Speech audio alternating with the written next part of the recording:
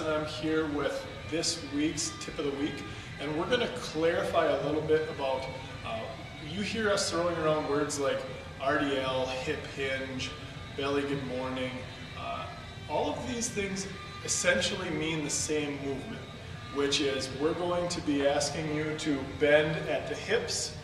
So we're trying to move as much as we can at the hips with just a very little bone of motion at the knees and keeping a nice flat back. So when we talk about a hinge, we're trying to bend here, using those hips, the backs of those legs to bring us up to the top.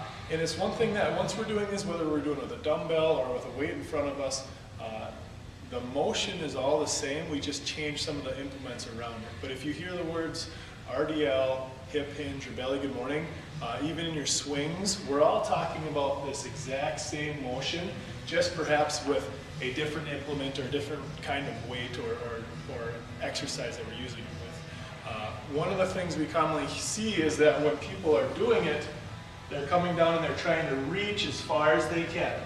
The goal is not to go as low as you can with your hands or with your chest.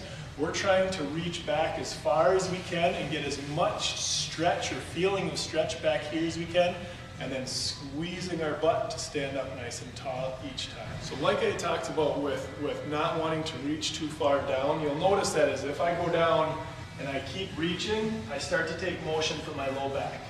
Again, we want to try to keep as much of it here in our hips as we can.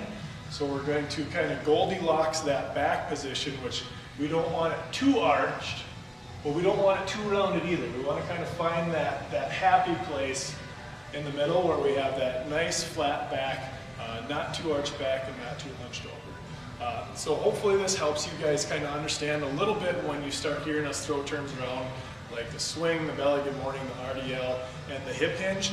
They're all the same movement with just a slight variation on how we're executing. Thank you guys for watching.